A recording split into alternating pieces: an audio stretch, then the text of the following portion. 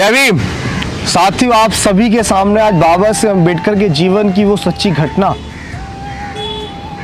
जो महज एक कहानी नहीं है, वो घटनाक्रम है जो बाबा साहेब अम्बेडकर के जीवन में घटा।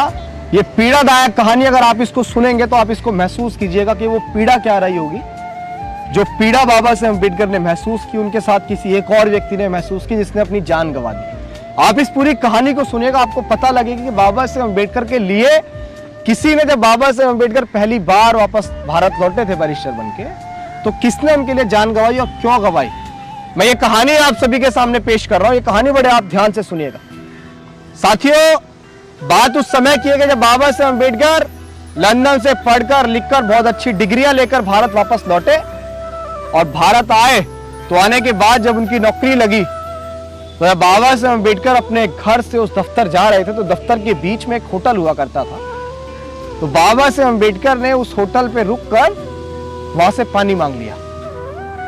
तो उस होटल पे एक छोटा सा बच्चा था जिसकी उम्र ऐसे ही 9-10 साल रही होगी। उस बच्चे ने गिलास उठाया और वो बाबा साहेब अम्बेडकर के लिए पानी भरने लगा। तो जो उस होटल का मालिक था, उस होटल के मालिक ने उससे पूछा कि तू कहाँ जा रहा है। तो उसने बताया कि हमारे ही नजदीक में जो दफ्तर है, वहां जो बैरिस्टर बैठते हैं, उन्होंने मुझसे पानी मंगाया है, मैं उनके लिए पानी लेके जा रहा हूं। आप यकीन मानिएगा कि उस होटल के मालिक ने उसके कान पे 2 थप्पड़ जड़ दिए। उसने कहा कि तू मेरा धंधा बंद करवाएगा, तू मेरा होटल बंद करवाएगा, कोई मेरे होटल पे खाना खाने भी नहीं आएगा, पानी तो दूर की बात है।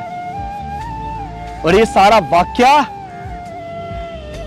ऐसा ही एक पेड़ हुआ करता था। उस पेड़ के किनारे बैठकर सोनबा येवले नाम का एक व्यक्ति था।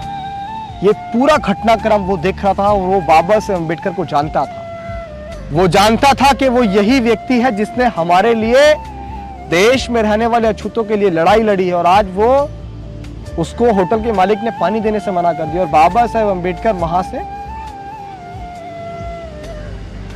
जाने के लिए बढ़ने लगे, तो वो सोनबा येवले जो था, वो मटकी लेके अपने गांव से पानी लेकर बाबा साहेब की ओर जब तक आने लगा, जब तक बाबा साहेब अम्बेडकर गाड़ी में बैठकर वहां से जा चुके थे।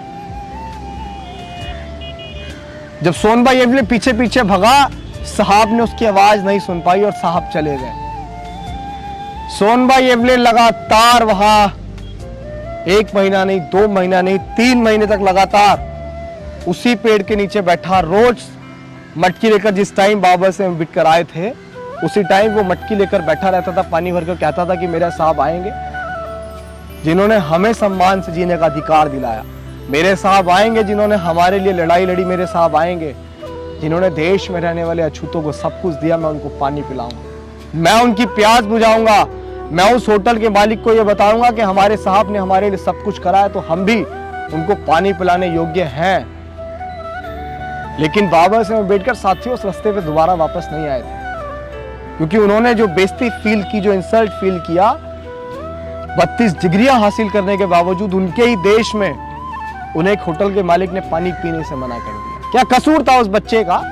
जिस बच्चे ने एक प्यासे को पानी देने के लिए बढ़ा था, उसको थप्पड़ मार दिए गए। तो एक दिन बाबा साहेब अम्बेडकर के दफ्तर में जाके किसी ने बताया कि बाबा साहब, जब आप अभी 2 महीने 3 महीने पहले उस रास्ते से आ रहे थे, वहां एक होटल पड़ता था, जब आपने वहां पानी मांगा, तो ये वो सारा वाकया एक सोनबा येवले नाम का व्यक्ति था, वो देख रहा था। वो रोज दिन प्रतिदिन लगातार उसी दिन से मटकी में पानी लेकर पेड़ के किनारे बैठा रहता है। वो आपका इंतजार करता है कि मेरे साहब आएंगे, मैं उनको पानी पिलाऊंगा।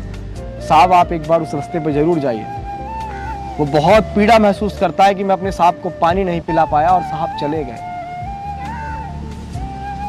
इतनी बात सुनकर बाबा साहेब उसी पल, उसी क्षण अपने दफ्तर को छोड़ उसी रास्ते, उसी पेड़ के नीचे पहुंचे। तो बाबा साहेब अम्बेडकर ने देखा कि उस पेड़ के नीचे वो मटकी, एक मटकी फूटी हुई है, वहां कोई व्यक्ति नहीं था।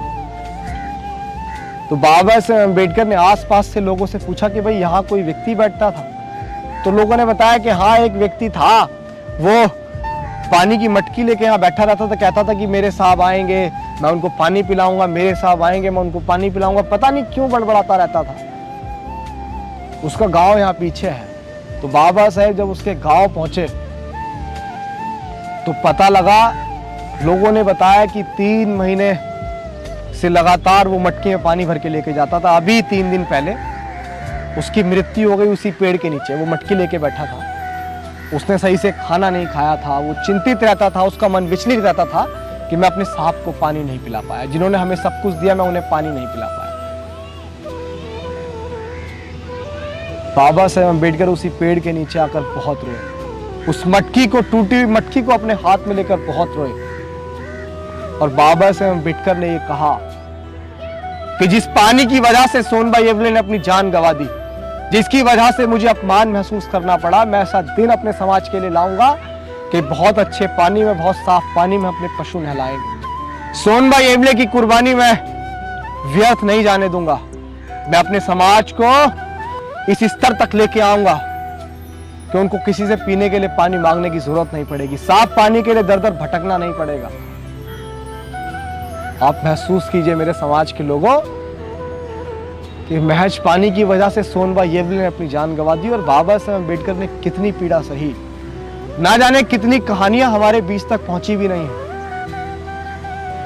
ये मूवमेंट, ये मिशन, ये विचारधारा बहुत कुर्बानियों के बाद यहां तक पहुंचा। हम लोग ऐसे नहीं कहते हैं कि भाई आप मिशन में आइए, मिशन में जुड़िए, मिशन में काम कीजिए। इसके लिए कुर्बानी दी है बहुत सारे लोगों ने, इन कुर्बानियों को जाया मत जाने दीजिए। मिशन किसी एक व्यक्ति की जिम्मेदारी नहीं है, ये सभी की जिम्मेदारी है। उम्मीद करता हूं कि इस सच्ची घटना को सुनकर आप अपने जीवन में बाबा साहेब अम्बेडकर की मूवमेंट को उतारने का प्रयास करेंगे। जय भीम, जय भारत, जय संविधान।